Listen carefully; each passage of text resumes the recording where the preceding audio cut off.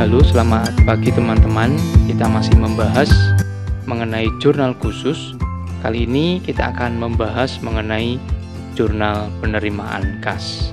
Materi kita kali ini adalah pengertian dari jurnal penerimaan kas, bentuk jurnalnya, dan contoh soal untuk lebih memperdalam pemahaman materi mengenai jurnal penerimaan kas. Mari kita bahas satu persatu. Yang pertama adalah pengertian dari jurnal penerimaan kas.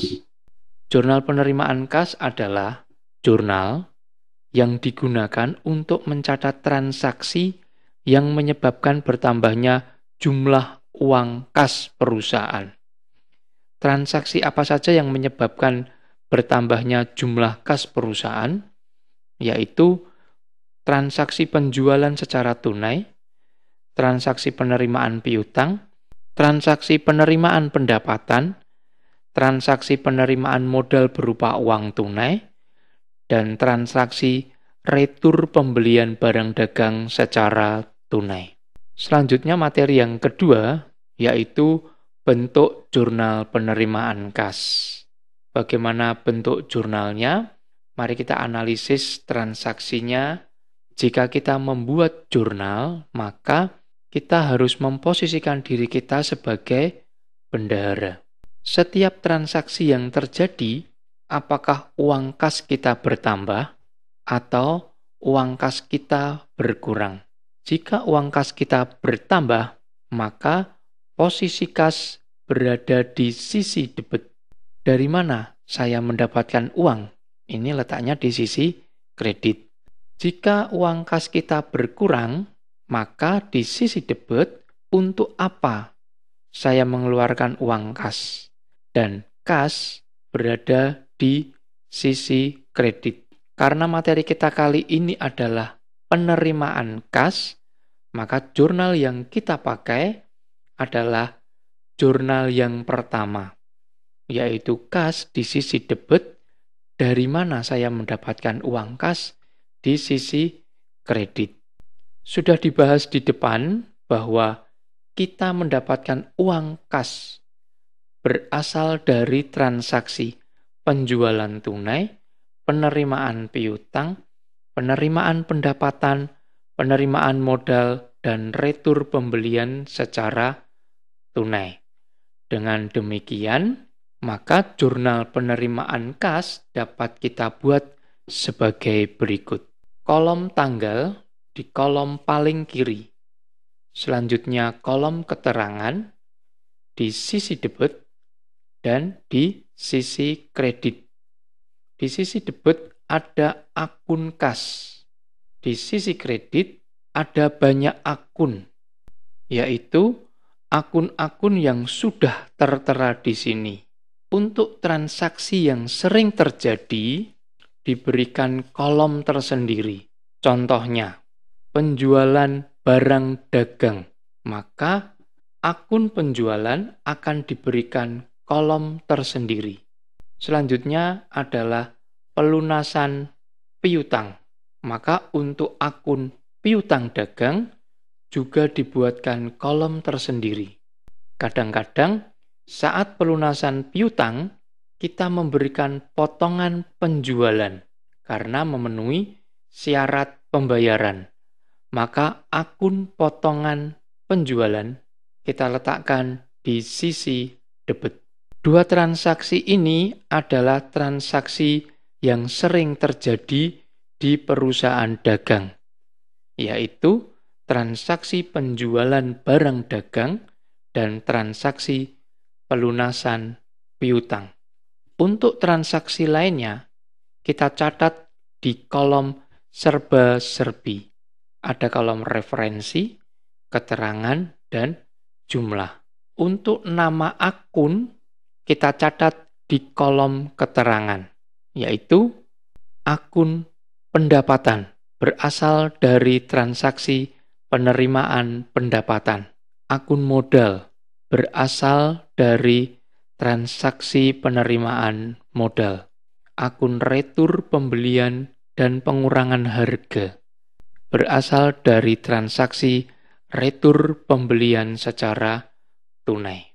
Untuk kolom jumlah ini digunakan untuk mencatat besarnya nilai transaksi yang terjadi. Baik, ini adalah jurnal penerimaan kas. Materi selanjutnya adalah contoh soal. Perhatikan transaksi penerimaan kas yang terjadi pada perusahaan dagang Makmur Sejahtera selama bulan Februari 2021 sebagai berikut. Tanggal 4 Februari dijual tunai barang dagang kepada Firma Menu seharga 1 juta. Bukti nomor 04 kas masuk. Analisis transaksinya adalah posisikan kita sebagai bendahara. Kita mendapatkan uang tunai. Maka posisi kas berada di sisi debit. Di sisi kredit, dari mana saya mendapatkan uang kas? Perhatikan transaksi di atas. Dari mana saya mendapatkan uang kas? Berasal dari menjual barang dagang. Maka akun yang kita pakai saat kita menjual barang dagang adalah akun penjualan. Berapa besarnya nilai transaksi? Adalah 1 juta. Sehingga di posisi debit ada akun kas sebesar 1 juta. Di sisi kredit ada penjualan sebesar 1 juta. Kita catat ke dalam jurnal penerimaan kas. Tanggal diisi terjadinya transaksi, yaitu tanggal 4 Februari. Keterangan diisi dengan nama toko. Di sisi debit ada akun kas dengan nilai rupiah sebesar 1 juta dalam ribuan rupiah. Dan di sisi kredit ada akun penjualan dengan nilai rupiah 1 juta dalam ribuan rupiah. Baik, perhatikan di sisi debit dan di sisi kredit ada akun kas. Nilai rupiahnya sebesar 1 juta. Di sisi kredit ada akun penjualan dengan nilai rupiah 1 juta. Dengan nilai transaksi yang sama, yaitu sebesar 1 juta. Jurnal yang kita buat sudah seimbang antara sisi debit dengan di sisi kredit. Perhatikan soal yang kedua. Tanggal 5 Februari. Diterima uang tunai atas pelunasan piutang dari Koperasi Maju Jaya sebesar 2.980.000 dan memberikan potongan penjualan sebesar 20. Posisikan kita sebagai bendahara, kita dapat uang, maka uang kas saya bertambah berada di sisi debit. Dari mana saya mendapatkan uang kas? Berada di sisi kredit. Perhatikan transaksi di atas. Dari mana kita mendapatkan uang? Dari piutang. Maka akun yang kita pakai adalah piutang dagang. Perhatikan transaksi di atas. Tanggal 5, saya menerima uang tunai. Berapa uang kas yang saya terima? Yaitu sebesar 2.980.000. Maka di sisi debit uang kas kita berjumlah 2.980.000. Dan kita memberikan potongan penjualan sebesar 20.000. Maka potongan penjualan di sisi debit sebesar 20.000. Di sisi kredit jumlah piutang sebesar 3 juta. Maka kita catat ke dalam jurnal penerimaan kas, tanggal diisi terjadinya transaksi, yaitu Februari tanggal 5, keterangan diisi nama toko, yaitu Koperasi Maju Jaya. Di sisi debit ada kas sebesar 2.980.000. Di sisi debit ada potongan penjualan sebesar 20.000. Dan di sisi kredit ada piutang dagang sebesar 3 juta. Baik, perhatikan di sisi debit ada akun kas dan potongan penjualan. dan di sisi kredit ada akun piutang dengan nilai rupiah yang sama antara jumlah debit dan jumlah kredit, yaitu sebesar 3 juta. Perhatikan soal yang ketiga. Tanggal 6 Februari diterima pelunasan wesel tagih tidak berbunga dari toko Elva sebesar 1 juta. Analisis transaksinya adalah posisikan kita sebagai bendahara, kita mendapatkan uang kas, maka uang kas saya bertambah di sisi debit. Dari mana saya mendapatkan uang? Di sisi kredit. Perhatikan soal di atas, dari mana kita mendapatkan uang tunai, yaitu dari pelunasan wesel tagih. Maka akun yang kita pakai adalah piutang wesel di sisi kredit. Berapa besar nilai rupiahnya?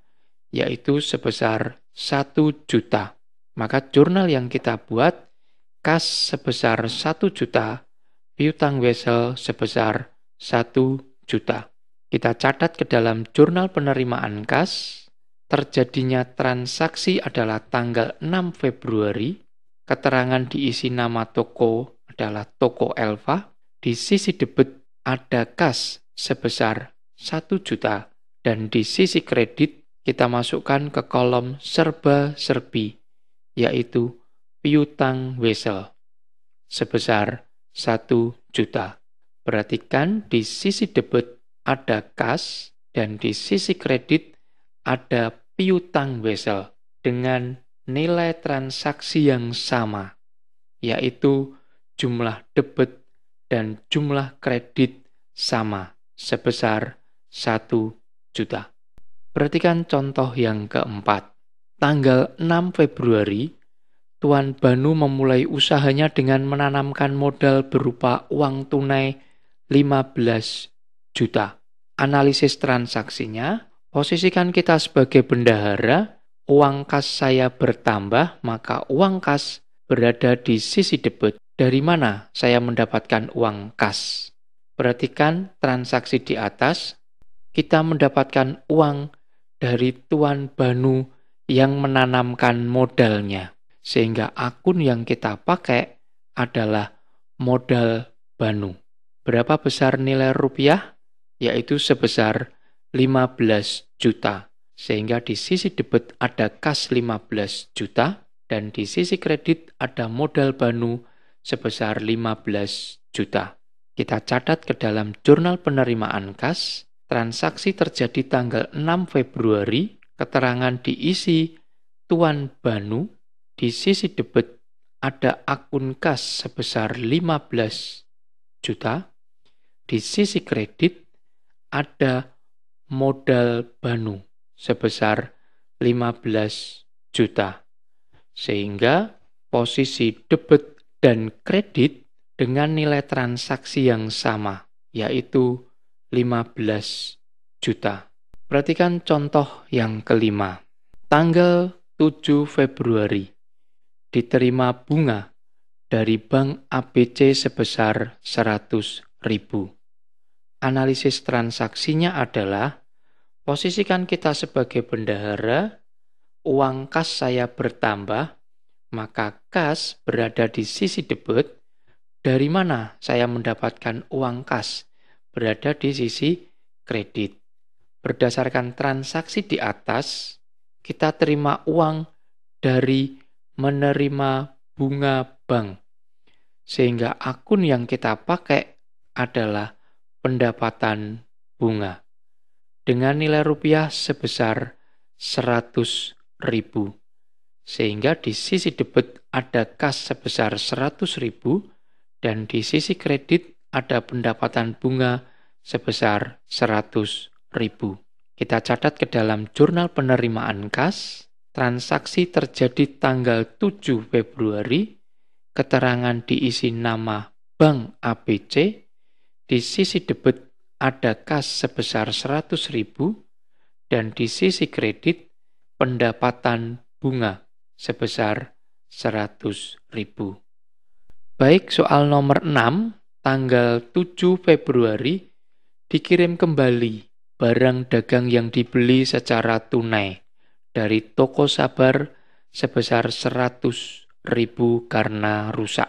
Analisis transaksinya, posisikan kita sebagai bendahara, kita terima uang kas, maka uang kas saya bertambah di sisi debit. Sisi kreditnya dari mana saya mendapatkan uang kas. Perhatikan transaksi di atas, kita terima uang dari mengembalikan barang yang dibeli secara tunai.